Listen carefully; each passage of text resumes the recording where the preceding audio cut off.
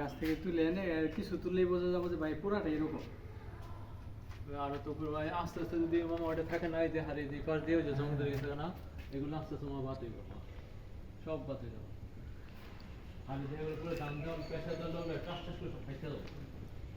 এই যে হাড়ির মুখগুলো সব শেষ, বুঝছেন?